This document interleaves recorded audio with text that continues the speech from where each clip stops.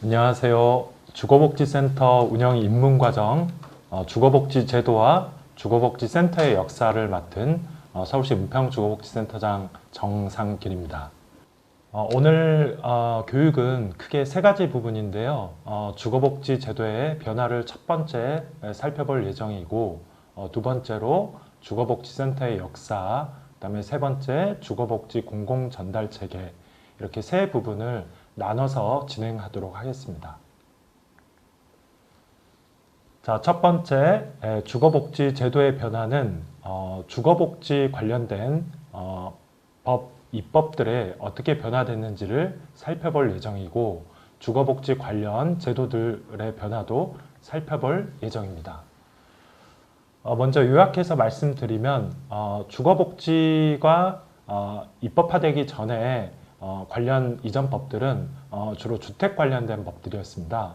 그래서 1977년도에 제정된 주택건설 촉진법.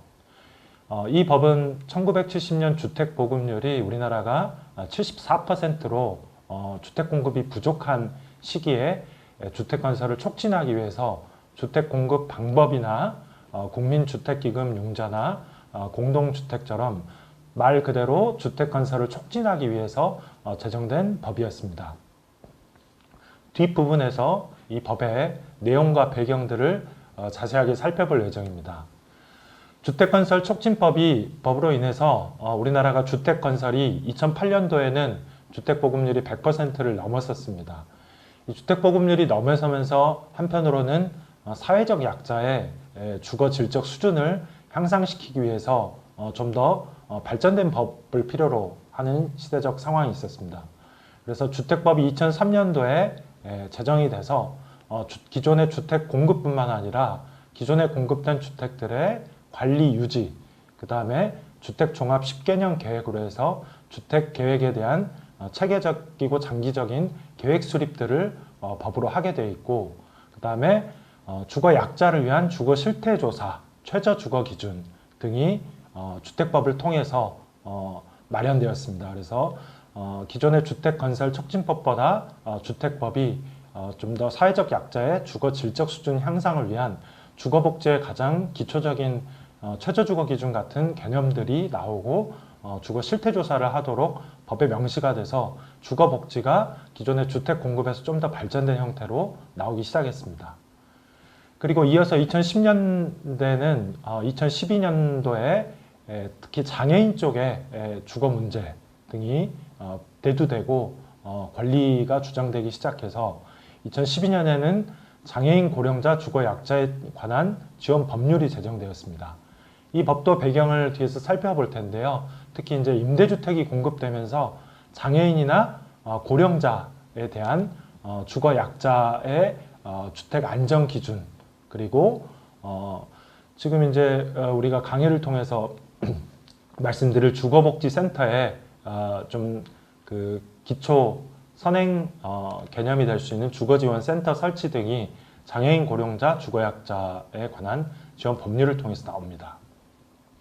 그리고 2014년도에는 주거급여법이 제정이 돼서 임차료를 보조해주는, 그러니까 기존의 임대주택 공급이 주로 주거복지적인 제도의 주였다면 이제 2014년을 통해서는 2014년 이후에는 주거급여법 제정을 통해서 임대료를 보조해주는 법이 등장하고 있습니다. 이 법은 국민기초생활법이 1999년 제정된 이후에 급여 체계를 기존의 생계급여나 의료급여 이런 부분 외에도 주거비 부담을 겪고 있는 사회적 약자에 대한 주거급여를 보조하는, 임차료를 보조하는 법으로 제정이 되었습니다. 그리고 2015년도에는 이제 본격적으로 주거복지의 개념이나 기본이 될 수 있는 주거기본법이 제정이 됩니다. 그래서 이런 주거기본법 제정을 통해서 우리나라가 본격적으로 주택정책에서 주거정책, 그래서 주거복지센터의 법적 설치 근거랄지 주거권의 정의랄지 주거정책에 대한 개념 등이 정립이 됩니다. 그래서 2015년 전에 이렇게 이제 표로 보셨지만 사실 거의 한 30년에서 40년 가까운 기간 동안 우리나라도 이제 이렇게 꾸준하게 발전해 왔다라는 거죠. 얼마 전 이제 유엔에서 우리나라를 개발도상국에서 이제 선진국으로 이제 우리나라 이제 수준과 단계들이 경제적 수준이나 단계들이 높아졌다는 발표가 있었는데요. 이런 법들만 봐도 우리나라가 과거 단순한 주택 공급 정책에서 주택 보급률이 100%를 넘어서면서는 사회적 약자를 위한 주거 복지 관련된 제도들과 정책들도 꾸준하게 발전해오고 있다는 것들을 확인할 수 있습니다. 뒷부분에서는 각 관련된 법들의 내용들을 살펴보겠습니다. 자, 첫 번째 1977년도에 제정된 주택건설 촉진법을 보시면 열악한 주택 공급을 촉진하기 위해서 제정이 됐습니다. 우리 1970년대만 해도 도시화나 산업화가 진행이 되면서 도심지 안에 특히 이제 수도권 지역 같은 경우는 주택 건설 공급 등이 부족한 상황이었습니다. 그래서 이런 주택 건설 촉진법에 따라서 이 법에 나와 있는 내용들을 통해서 국민주택기금 융자를 얻어서 주택 건설업자가 사용할 수 있었고, 그 다음에 아파트 지구 개발 사업을 시행할 수 있는 근거, 주택 공급 방법, 이런 것들이 주택건설 촉진법에 나와 있습니다. 이런 주택건설 촉진법을 통해서 우리나라가 1970년대 초에 주택 보급률이 74% 수준에서 이 법 제정 이후에 주택 보급률이 94% 정도까지 끌어올려져서 주택의 대량 공급이 가능해졌고 국민 주거 생활 안정에 기여를 했다라고 평가를 받고 있습니다. 기본 법은 이렇고요. 주거복지 우리가 관련된 내용들을 살펴보면 주택 보급률이 상승되면서 주택 공급은 확대가 되었지만 특히 이제 사회적 약자라고 볼 수 있는 무주택자, 저소득층 같은 사회적 약자에는 여전히 주거 수준 향상이라는 것들이 열악하고 부족한 상태였습니다. 그래서 주거 수준 향상과 기존 주택의 관리 외에도 사회적 약자를 위한 발전을 위해서 주택법으로 전면 개정이 되었습니다.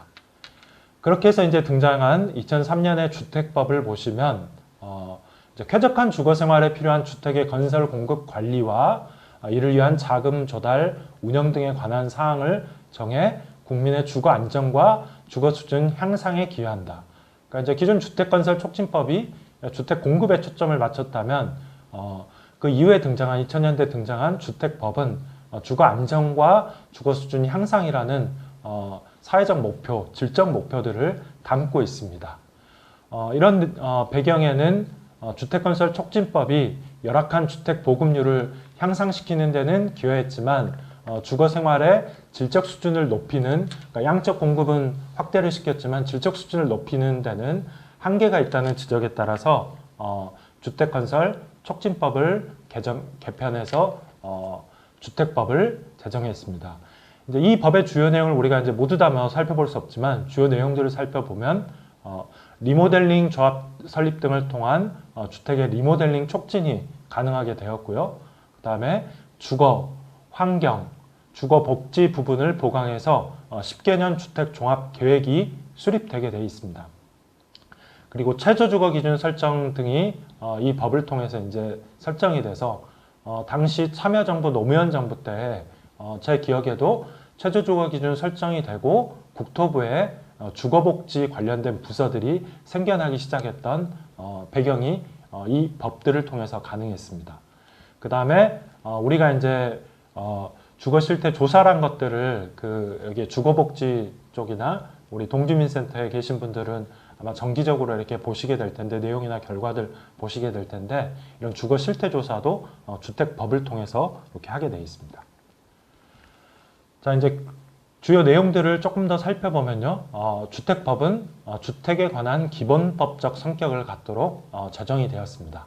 그래서 주택 정책의 기본 이념을 명확하게 제시를 하고 법령 제도의 개편, 정부 계획의 수립, 각종 정책의 전개 방향을 설정하도록 하겠다는 취지입니다. 이 법을 통해서 국가와 지자체는 국민이 쾌적하고 살기 좋은 주거 생활이 되도록 또 그리고 주택 시장이 원활한 기능 발휘를 하도록 이런 법들을 제정했고, 저소득 무주택 주민 등에 대한 주거복지 차원에서 지원이 필요한 계층에게 혜택이 가도록 했습니다. 그 다음에 10년 단위의 장기 계획을 세워서 장단기 정책에 반영되도록 했고요. 그 다음에 주택 정책의 수립 시행을 위해서 정기 주거 실태 조사를 실시하도록 되어 있습니다. 그리고 최저 주거 기준을 설정 공고해서 기준 미달 가구에 대해서는 국민주택기금을 지원하고 주택을 우선 공급하도록 혜택을 부여하고 있습니다. 이 법의 의의와 평가를 마지막으로 좀 살펴보면, 주택의 절대 양이 부족했던 시기에 주택 보급률이 2010년대 들어 100% 도달하도록 기여를 했습니다. 그리고 또 주거의 질을 향상시켜서 1980년대만 해도 주택 일부에만 설치되던 이제 온수시설이나 수세식 화장실이 대부분 갖춰지게 됐습니다.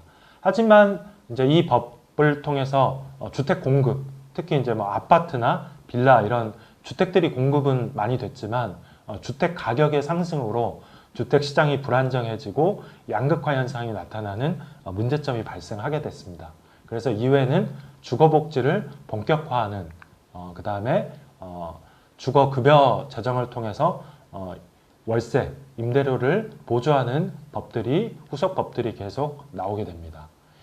이 중간에 이제 2012년도에 장애인 고령자 주거약자 지원에 관한 법률은 특히 이제 장애인 단체들에서 입법을 요구를 했습니다. 그래서 장애인 고령자의 등의 주거약자의 안전하고 편리한 주거 생활을 지원하고 주거 안정과 주거 수준 향상에 이바지하도록 했습니다.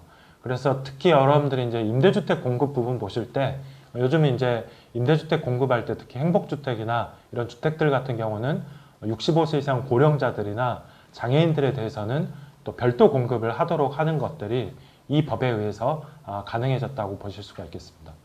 주거 약자의 정의로 65세 이상과 장애인, 그 다음에 주거 지원 계획 수립, 그 다음에 주거 약자형 주택의 안전 기준 및 편의시설 설치 기준, 주거 약자형 주택의 의무 건설, 주택 개조 비용의 지원, 주거 약자 지원을 위한 주거 지원 센터 설치가 이 법들을 통해서 가능하게 되어 있는 구체법이라고 보시면 될 것 같습니다. 그 다음에 이제 2014년도에 주거급여, 아까 이제 주택 가격들이 많이 이제 상승을 하고, 특히 이제 양극화로 인해서 서울 수도권 지역 같은 경우는 이때만 해도 이제 월세가 반지하 이런 사시는 분들도 500에 한 30만 원, 그래서 이제 본인들이 받는 그 생계급여나 수급비로는 주거비를 이제 부담하기 어려웠던 그런 경우들을 많이 볼 수 있었는데요. 2014년에 기존 이제 국민기초생활보장법 제도를 중에 맞춤형 급여 체계로 기초생활보장제도가 개편됨에 따라서 주거급여를 시행을 해서 국가와 지방자치단체가 수급자가 쾌적하고 안전한 주거생활을 할 수 있도록 주거급여에 관한 규정들을 두었고요. 그 다음에 이제 기준으로 수급권자는 부양 의무자가 없거나 부양 능력이 없거나 부양받을 수 없는 사람으로 이제 소득 인정의 기준을 두고 있고요. 지역별 기준 임대료 등을 고려해서 수급자 명의의 지정된 계좌로 지정하도록 주거급여가 구체적으로 명시가 되어 있습니다. 그 다음에 이제 수선 유지 등을 통해서 주거급여를 통해서 집을 갖고 계신 이제 자가 수급자분들은, 주택을 소유한 분들은 수선 유지비들을 제공을 하게 되어 있고요. 그 다음에 수급권자가 금융정보 등을 제공하고 국토부가 이런 것들을 효율적으로 처리하도록 이 법들을 통해서 이렇게 구체적으로 규정이 되어 있습니다. 이제 동주민센터에서 주거급여 등을 시행할 때 이 법이 이제 근거가 된다고 보시면 될 것 같습니다. 그 다음에 마지막으로 이제 주거기본법을 법과 국민기초생활보장법을 살펴볼 텐데요. 이런 이제 주택 공급 이외에 우리나라가 뭐 1인 가구의 증가랄지 또는 저출산 고령화, 주택 보급률이 100% 초과되면서 주택 공급에서 주거 복지로 빠르게 이제 패러다임이 전환되면서 주거기본법을 통해서 주거권을 보장을 하고 국민의 주거 안정과 주거 수준 향상에 이바지함이라는 어쨌든 이제 주거 복지와 기존의 주택 정책에서 국민의 이제 주거 생활까지 정책적 목표로 이렇게 제시하는 주거 기본법이 제정이 됐습니다. 이런 주거 기본법을 통해서 국민은 물리적 사회적 위험으로부터 벗어나 쾌적하고 안정적인 주거 환경에서 인간다운 주거 생활을 할 수 있는 주거가 권리임을 이 법을 통해서 정부가 명시를 했고요. 그 다음에 국가 및 지방자치단체는 국민의 주거권을 보장하기 위해서 주거비를 부담 가능한 수준으로 경감하는 주거 정책을 수립 시행할 의무를 두었습니다. 그 다음에 주거 종합 계획을 통해서 공공주택 특별법의 공급, 임대주택 우선 공급 주거비 지원, 최저 주거 기준, 유도 주거 기준이라는 주거 복지적인 정책 목표들을 지방자치단체가 두도록 했습니다. 그 다음에 주거정책심의위원회를 통해서 최저 주거 기준이나 주거 종합 계획 등의 수립 등을 심의하도록 되어 있습니다. 이 법에 따라서 국가 및 지방자치단체는 주택이 체계적으로 건설되도록 노력하고 저소득 주거 지원이 필요한 계층을 위해서 공공임대주택을 공급하고 민간임대주택 공급이 활성화되도록 하고 있습니다. 그 다음에 주거급여를 개별 법률이 정하는 바에 따라 지급하도록 되어 있습니다. 그 다음에 최저주거 기준을 설정 공고해서 주거 수준 향상을 정부와 지자체가 유도하도록 높일 수 있도록 공고할 수 있도록 하였습니다. 그 다음에 국가 및 지방자치단체는 모든 국민이 쉽게 이용할 수 있도록 주거복지 전달 체계를 지역적, 기능적으로 구축을 하고 주거복지센터 설치, 주거복지 정보체계 구축, 운영 및 주거복지 전문 인력을 양성하도록 하고 있습니다. 그러니까 이 주거기본법을 통해서 주거복지센터가 각 지방자치단체에 설치될 수 있는 법적 근거가 마련되었다고 보실 수가 있겠습니다. 자, 마지막으로 이제 국민기초생활보장법은 우리가 이제 주거급여나 이런 사회복지적인 그 제도들과 입법 과정 속에서 이제 나왔다라는 내용들을 살펴보기 위해서 제가 집어넣었는데요.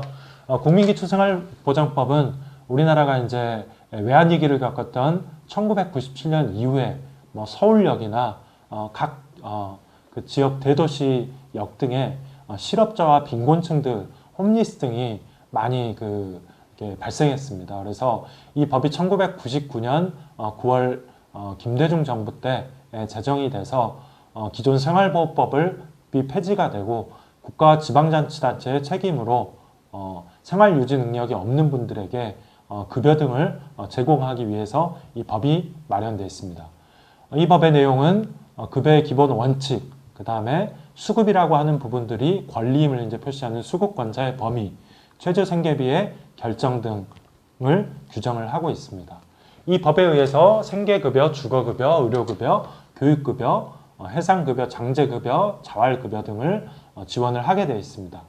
그래서 과거의 법 등을 통해서는 빈곤 문제가 개인의 결함과 책임으로 인식이 되었지만 사회적인 어떤 위기와 경제적인 어려운 상황 등을 통해서 이제는 빈곤의 문제는 사회 문제가 되었고 국가와 사회가 공식적으로 대응해야 된다라는 인식 등이 생겼습니다. 지금까지 이제 살펴본 국가가 국민의 주거 수준의 안정과 수준 향상을 위해서 주거 복지를 법적으로 제도화시키고 정책적인 목표로 만들고 있고 우리나라도 이제 선진국처럼 국민의 주거 수준 향상을 위해서 이렇게 꾸준하게 발전해 왔고 발달해 왔다는 것들을 이 법 등을 통해서 살펴볼 수 있었습니다. 자, 두 번째 제2장 주거복지 제도의 변화를 살펴보겠습니다. 이제 앞강에서는 주로 이제 법에 관한 내용들이었기 때문에 아마 좀 딱딱하게 들으셨을 텐데 혹시 이제 나중에 우리가 이제 주거복지나 이런 부분을 체계적으로 이제 공부하기 위해서는 법에 관련된 내용들이 필요했습니다. 이제 두 번째 시간에는 이 주거복지 이제 주거기본법 또는 2000년대 주택법 또는 2010년대 주거급여 지원 등을 통해서 이제 각 지자체들이 주거복지에 이제 관심을 갖고 지자체에서 만들어진 조례 등이 많이 있습니다. 그래서 이런 조례 등이 2015년도 서울시 주거복지 기본조례, 그 다음에 대구, 인천, 광주, 세종, 경기도 이제 주로 이런 광역 시도 단위들에서 제정이 이제 먼저 되기 시작했고요. 이제 역시 필요성을 느끼고 있던 각 지자체에 이제 지자체들에서도 제정을 하는데요. 노원구, 옹진군, 성남시, 시흥, 천안, 고창, 전주, 고양, 군산, 군포, 당진, 부천 이렇게 이제 각 지역의 지자체들도 이렇게 조례를 제정하기 시작하고 이제 뭐 여기 중간에 보시는 것처럼 전주시 주거복지 지원조례, 경기도 주거복지기금 운영조례 이런 조례들처럼 이제 특별한 주거복지 그 기금을 조성을 해서 지원을 하는 이런 목적성 이런 사업들도 조례 등을 통해서 제정이 됩니다. 그 다음에 양천구, 중구, 그 다음에 뭐 성남시는 독거노인 복지주택 설치, 그 다음에 수원, 안산, 안양, 여주, 원주, 이천, 그 다음에 인천 미추홀구, 장수, 전주, 천안, 청주, 춘천, 파주, 포천 다양한 지자체들을 통해서 주거복지 기본 조례들이 제정이 되고 있습니다. 특히 이제 이런 조례들이 제정된 곳들은 주거복지센터가 설치돼 있거나 돼 있는 곳들의 일단 활동들이나 이런 것들도 있었고요. 또 설치될 예정인 곳들도 있다고 보시면 될 것 같습니다. 그래서 주거복지 조례들이 지금 이제 43개 정도가 올라와 있는데요. 이제 실제 이것보다 더 늘어나고 있는 추세입니다. 그래서 이제 경기도 같은 경우도 올해 각 이제 31개 시군 지자체 등에 대해서 주거복지 계획이나 주거복지센터 설치 같은 이런 구체적인 계획들을 이제 내오도록 유도를 하고 있다고 하고요. 그 다음에 다른 지자체들에서도 주거복지 조례를 제정하고 설치하는 움직임들이 가속화되고 있습니다. 자, 이 중에서 이제 주거복지 조례를 하나 살펴볼 텐데요. 주거복지 이제 조례들은 대체로 이제 이렇게 틀이 나와 있다라고 보시면 될 것 같습니다. 이거는 이제 최근에 제정된 조례 중에서 포천시 조례를 가지고 왔는데요.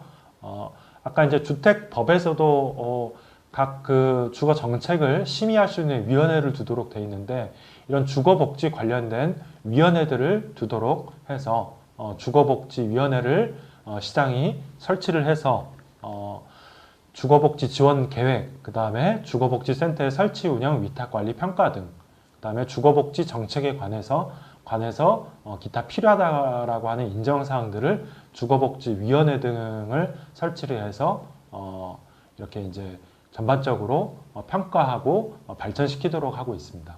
그 다음에 주거복지센터 등을 설치를 해서 시장이 주거복지 관련한 정보 제공이나 상담, 그 다음에 연계 지원, 주택 개조, 주거복지 홍보, 주거복지 전문가 양성 및 주민 교육, 주거복지와 관련된 사항들 이런 부분들이 사실 위에 우리가 살펴봤던 주거기본법에 구체적으로 나와 있던 내용들인데요. 이런 주거복지센터들을 설치를 하고 주거복지위원회를 둬서 주거복지가 이제 실행이 되고 이런 것들을 평가 발전시킬 수 있는 이런 근거들이 조례 등을 통해서 구체적으로 만들어지고 있습니다. 자, 이제 다른 이제 조례들도 살펴보시면 위에 부분은 주거복지의 정의, 주거복지의 목적. 그래서 주거복지란 주거 욕구의 충족과 적정 수준의 주거환경 보장을 위해서 인간다운 삶을 영위하도록 한다. 이런 것들을 위해서 조례를 제정을 하고 6조에 보시면 주거 실태 조사들을 통해서 성별, 연령대별 가구주 특성 등을 포함하여야 한다. 그 다음에 주거복지 사업들을 명시를 해서 상담 및 사례 관리 같은 사회복지 서비스, 그 다음에 임대주택 주거 지원, 주거 환경 개선 사업, 그 다음에 전문가 양성 네트워크, 뭐 이런 주거복지 사업 등을 둬서 지자체가 주거복지 센터를 설치하고 이런 주거복지 사업 등을 통해서 시민들의 주거 환경 보장 등을 하도록, 또 인간적인 삶을 영위하도록 지자체가 이런 조례들을 설치를 하고 있습니다. 두 번째 부분으로는 주거복지센터의 역사를 살펴보도록 하겠습니다. 자, 앞에 부분에서는 이제 우리가 법률 관련된 내용들과 각 지자체 조례 등을 살펴봤는데요. 주거복지센터의 역사 부분에서는 이런 이제 조례나 법률과 별개로 주거복지센터들이 특히 이제 민간 활동 등을 통해서 공모사업 등을 통해서 제정되었던 배경과 그 다음에 주거복지센터의 그 각 주요 영역들, 그리고 주거복지센터 설립의 의미 등을 살펴보도록 하겠습니다. 자, 이제 이제 역사 부분인데요. 아까 이제 1970년대 우리가 이제 1강에서 살펴봤던 이제 1970년대 그 사진들인데요. 특히 이제 대표적으로 이제 그 당시에 이제 주거 환경의 열악함이나 이제 주택 공급의 열악함, 그 다음에 이런 부분들을 이제 대표적으로 보였던 사건 등이, 역사적 사건 등이 1970년대 초에 광주 대단지 사건, 그래서 이제 성남에 있던 광주 대단지를 의미를 하는데요. 이거는 이제 당시 도시로 이렇게 몰려들던 각 지역의 그 도시로 이제 올라오신 그 도시 빈민들이 무허가 건물을 많이 짓고 살았기 때문에 당시 서울시에서 무허가 주택을 철거하고 경기도 광주, 지금 현재 성남시 수정중원구 일대로 강제 이주하도록 당시 이제 주민 5만 명을 옮기는 과정에서 이게 이제 제대로 된 어쨌든 이 대책들이 마련이 돼 있지 않았고 주택 가격의 문제로 이제 이런 집단 시위 등을 통해서 생계수단 마련 등을 요구를 한 이 도시 빈민의 생존권 저항의 이제 시위로 알려져 있고요. 그 다음에 이제 이런 부분은 현재 역사적으로 재평가를 의미를 받고 있는 상황입니다. 그래서 도시 빈민의 주거권, 열악한 주거 환경과 주거 대책에 대한 집단적인 어쨌든 시위와 권리적인 저항으로 보시면 될 것 같습니다. 그래서 1970년대 이런 모습들이 있었고요. 그 다음에 1980년대 우리나라가 이제 올림픽을 앞두고 이제 본격적으로 영구 임대 아파트라는 임대 아파트를 공급을 하기 시작합니다. 그래서 이제 당시 지어진 1989년도에 88년도에 이제 서울 올림픽이 있었고 89년도에 영구 임대 아파트 등이 도심 지역 외곽 등에 공급이 돼서 이제 노원이랄지 뭐 양천이랄지 이제 서울 외곽 지역 등에 공급이 되기 시작했고요. 그 다음에 지역 광역 시 도시들에 이제 공급이 되기 시작했습니다. 그래서 이제 가장 대표적으로 이제 대전에 이제 있는 영구 임대주택이 이렇게 공급이 되기 시작했습니다. 그래서 아파트 형태로 우리나라가 임대 아파트가 본격적으로 공급이 되었습니다. 그다음에 1997년도에는 IMF와 이제 실업을 통해서 IMF를 겪으면서 우리나라 이제 실업자 갑작스럽게 이제 정리해고랄지 기업의 구조조정 등을 통해서 실업자와 특히 이제 집이 없는 홈리스 등이 양산되기 시작했고요. 1998년도 사진인데요. 서울역에서 이렇게 지하철역 통로에서 실직자들이 집이 없는 상태로 노숙을 시작했습니다. 그래서 이때 이제 정부가 본격적으로 홈리스 등을 지원하기 시작했고 종교단체들이나 시민사회단체 등에서도 급식이랄지 이런 지원 등을 시작했습니다. 그리고 이제 이런 것들이 역사적으로 이제 흘러오면서 이 주거단체들, 시민사회단체들, 지역의 주거단체들, 나눔과 미래랄지 주거권 연합이랄지 그다음에 참여연대, 그다음에 임대아파트 국민연합 이런 단체들이 국가인권위원회에 주거 인권을 문제 제기를 하고 최저주거 기준 이하에 사는 분들에 대한 권리 주장 등을 계속 하셨습니다. 이게 사진이 2000년대인데요. 2000년대 이런 주장들을 계속 해오셨고 이런 것들의 이제 꾸준한 결과로 최저주거 기준 법제화를 2000명의 시민사회단체 등에서 시민사회단체 등과 15개 시민사회 종교단체들이 제기를 하셨고요. 이런 것들이 법제화되었습니다. 앞에서 이제 살펴보면 이 1970년대에 이제 도시 주거 환경의 열악으로 인한 도시 빈민들의 생존권적인 저항, 그 다음에 이런 노력들이 80년대 우리나라가 경제적으로 좀 수준들이 향상이 되기 시작하면서 정부 정책으로 임대주택, 임대아파트들이 공급되기 시작했고 그리고 또 1997년 IMF를 겪으면서 홈리스나 그 실업자들이 이제 지역사회에 나오기 시작하면서 이제 이런 분들을 지원하는 여러 가지 민간사회 단체들의 노력과 후원들, 그 다음에 법제화 이런 노력들이 사실 이 앞에 법들에 다 들어가 있는 거죠. 최저주거기준 법제화들을할지 주거기본법이라는 주거권 이런 부분들도 다 이런 이제 단체들, 민간 단체들과 시민사회 단체들이 시민들, 국민들의 현실을 현장에서 보고 문제 제기하고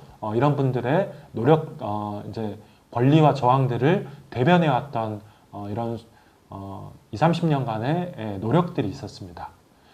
자, 이제 다음에 이제 살펴볼 내용들은 이런 노력 등을 통해서 특히 주거복지센터가 이제 등장을 하는 그 부분들을 살펴볼 텐데요. 이 이제 왼쪽 사진들이 사회복지 공동모금의 2010년도 사진입니다. 2010년도 사회복지 공동모금의 후원 등을 통해서 공모사업 등을 통해서 주거복지센터들이 시범적으로 전국에 만들어지고요. 이런 것들이 이렇게 이제 워크숍 등을 통해서 활동들을 공동으로 하게 됩니다. 주거복지센터가 등장했던 그 과정들을 이제 살펴볼 텐데요.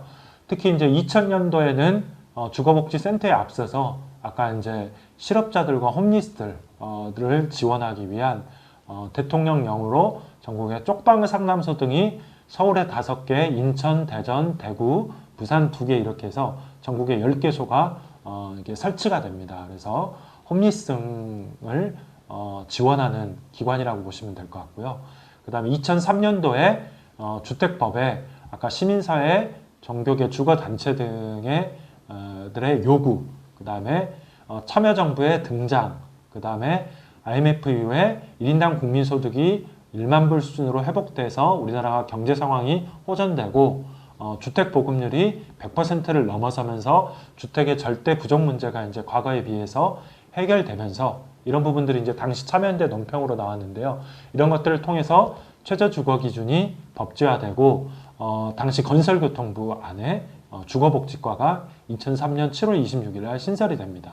그러니까 이런 과정 등을 통해서 특히 이제 지역의 활동가들이나 지역의 지역 풀뿌리 단체, 그 다음에 주거 문제나 재개발로 인한 지역의 이제 철거민들이나 세입자 문제 등을 지원하던 이 지역 단체들이 지역 풀뿌리 단체, 주거 단체들이 사회복지 공동모금회, 그러니까 거기 그 사랑의 열매라고 아시죠?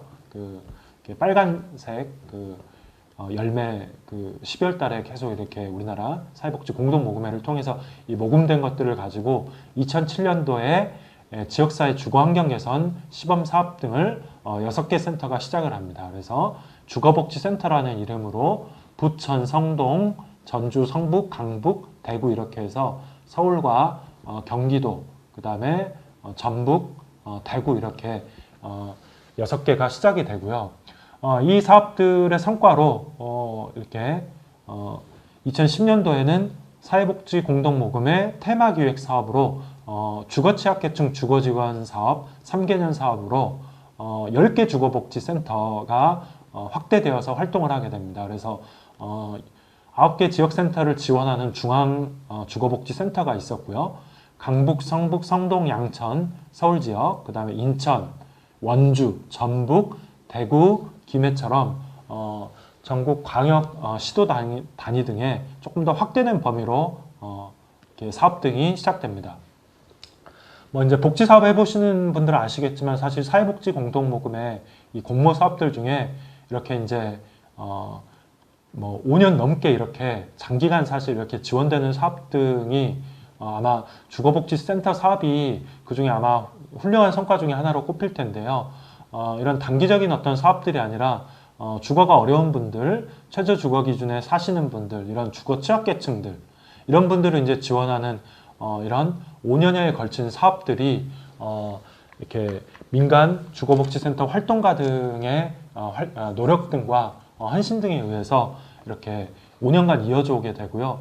이 사업의 성과로 서울시에서 2012년도에 주거취약계층 통합지원사업, 그 다음에 서울시의 주거복지 기본조례가 2012년도에 제정이 돼서 서울시에서도 본격적으로 주거복지센터 등을 8개 정도 설치를 해서 주거복지센터 사업이 시작이 됩니다. 이게 이제 2012년도였고요. 그 다음에 2013년도에는 서울시 조례에 따라서 강북, 노원, 관악, 금천, 성동, 성북, 은평, 송파, 서대문, 영등포에서 10개의 주거복지센터로 공식적인 주거복지지원센터라는 이름을 가지고 서울시 예산 지원을 받으면서 서울시 위탁 사업들로 10개 구, 서울시의 10개 구의 주거복지센터가 확대 설치됩니다.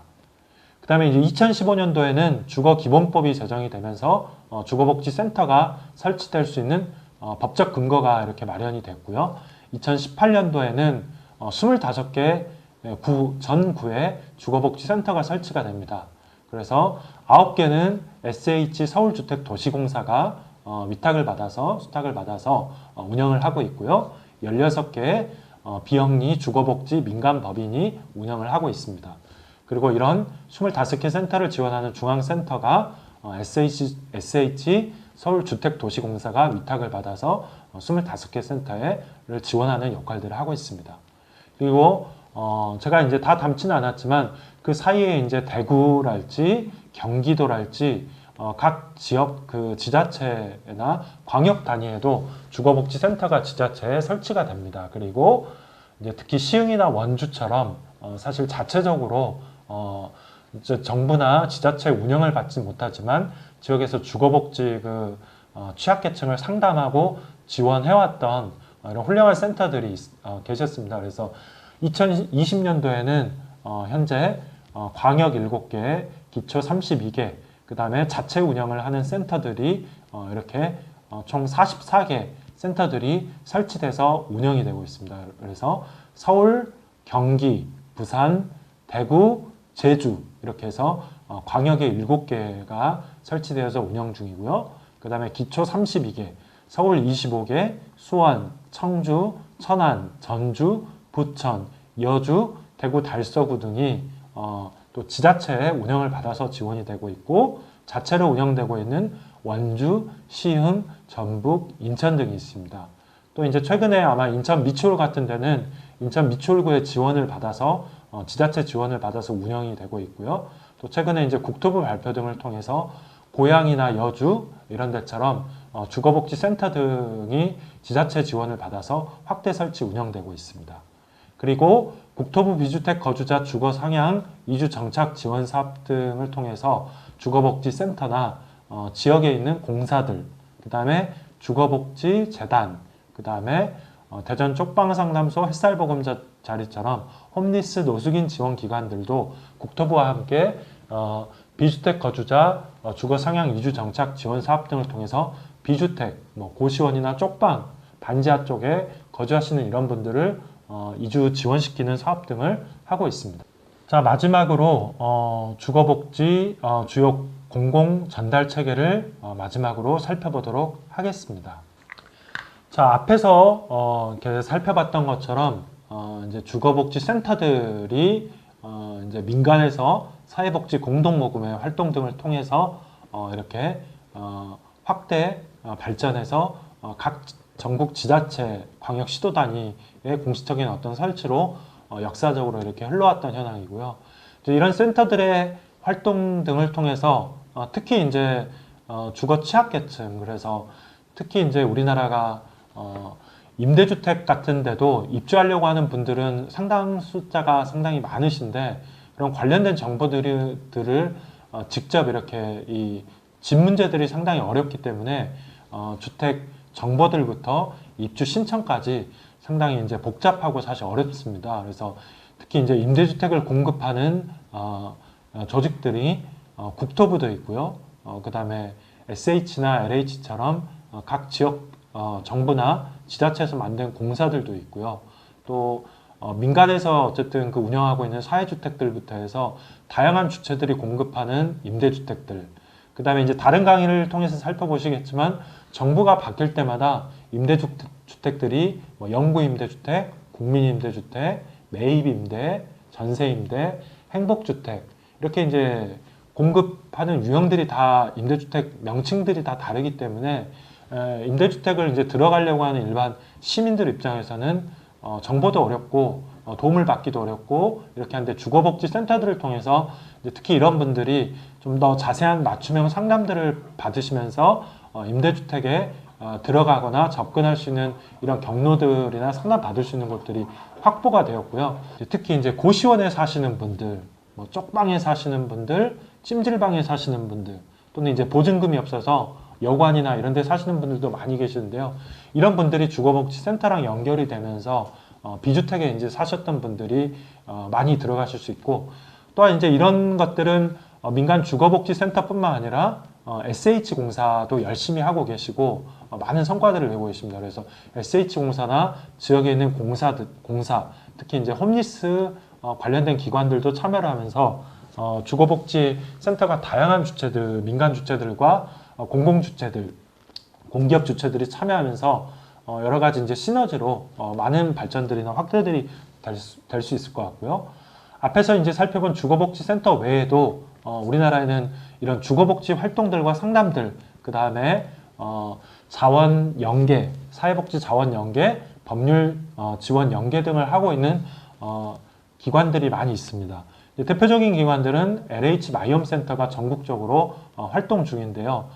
이렇게 60개가 넘는 각 지역 마이홈 센터가 네이버에서 이제 네이버나 다음 같은 데서 마이홈 포털 같은 것들을 들어가 보시면 이런 마이홈 센터들이 전국에 어디가 설치되었는지 연락처와 주소지가 나와 있습니다. 그래서 이런 마이홈 센터들을 통해서 역시 임대주택 그 정보 등을 얻으실 수가 있고, 사회복지 관련된 자원 연계, 그 다음에 법률 자문 등도 받으실 수가 있습니다. 그래서 주거복지센터가 설치가 되어 있지 않은 이런 곳들에서는 마이홈 센터 등의 정보 상담 연계 등을 통해서 관련된 지원들을 받으실 수 있을 것 같습니다. 그리고 이주지원 119 센터라고 해서 특히 이제 비주택 가구, 고시원이나 쪽방, 뭐 찜질방, 모텔, 여관 이런 데 이제 사시는 분들은 국토부, LH 이런 데들을 통해서 이주지원 119 센터 등을 두고 119 이제 소방센터처럼 특히 공공임대주택을 들어가시려고 하실 때 복지 자원 연계나 생필품 지원, 이사비 등을 지원을 받으실 수가 있습니다. 그래서 이런 119 지원센터 등을 통해서 동주민센터, 그 다음에 자활센터, 보건기관 등과 통해서 일자리나 복지, 수급 지원이나 이런 복지 그 자원 연계, 그 다음에 건강관리 등을 통해서 지역의 다양한 이주, 복지 지원 등을, 복지 제도 등을 연결하실 수가 있습니다. 그래서 현재 전국에 10개소가 설치가 되어 있는데요. 올해 2021년도에는 50개소가 추가 확대 설치될 예정입니다. 그래서 서울, 강원, 인천, 경기, 충청, 경북, 호남, 경남 등에 지원될 추가 확대 설치될 예정이고요. 임대주택 지원 신청, 그 다음에 이주정착 지원 업무 등을 지원할 예정입니다. 그 다음에 주거복지재단을 마지막으로 살펴볼 예정인데요. LH와 이제 국토부 등에서 재원 등을 지원을 해서 주거복지 활동 등을 꾸준하게 해왔는데요. 주거복지재단이 특히 이제 아까 앞에서 얘기 드렸던 비주택 거주자, 쪽방이나 고시원에 사셨던 이런 분들을 이런 분들에 대한 보증금, 생필품, 이사비 등을 지원하고 있고 주거 취약계층 임대주택이라고 해서 이런 비주택에 거주하셨던 분들이 들어갔던 주택 등에 대해서 주거복지재단에서 이런 주거 취약계층 임대주택을 지원하고 그 다음에 이렇게 지역에서 이제 신청해서 발굴해서 지원했던 이런 기관들을 운영 기관들을 지원하는 역할들을 하고 있습니다. 그래서 주거복지재단은 비영리 재단들로 한국주택토지공사, 국토부 장관의 설립 허가 등을 통해서 쪽방 비닐하우스 거주자 등의 주거 취약계층에 대한 주거 지원 등을 해서 국민의 주거복지 향상에 이바지함을 목적으로 하고 있고요. 하고 있는 사업으로는 주거 취약계층 임대주택 운영기관의 선정, 조사, 평가를 하고 있습니다. 그 다음에 주거 취약계층 주거 지원을 위한 임대주택 입주자의 관리 지원, 그 다음에 주거복지 조사, 주거복지 프로그램 개발, 주거복지 임대주택 입주자를 위한 주거복지 서비스들, 주거복지 기관 간의 연계 교류, 협력 사업 등을 하고 있습니다. 특히 비주택 거주자 이주 비용 지원 사업 등을 통해서 보증금 50만 원, 이사비 20만 원, 생필품 20만 원, 최대 20만 원 이렇게 해서 이런 이주비 등을 각 그 비주택 주거정착 지원 사업 등을 하는 국토부 기관과 그 다음에 LH 용역을 수행하는 전국 각 기관들, 이런 기관들, 또 동주민센터를 통해서 들어오는 이런 기관들, 지자체를 통해서 오는 기관들을 통해서 주거복지재단에서 지원하는 역할을 하고 있습니다. 자, 이렇게 지역에서 그 다양한 역할 등을 오래전부터 일단 수행해오고 있는 주거복지재단, 그 다음에 LH 마이홈 상담센터, 119 지원센터, 주거복지센터처럼 이런 여러 가지 기관 등이 활동을 하고 있고요. 이제 이런 기관 등이 각 제도 등이나 법 등의 발달에 따라서 더 확대되고 다양한 여러 민간 주체들, 또 공기업 이런 데들이 또 들어와서 다양한 시너지로 전국에 250여 개 지자체 사각지대가 없게 활동할 수 있는 그날을 기대하면서 오랜 시간 경청해 주셔서 감사합니다.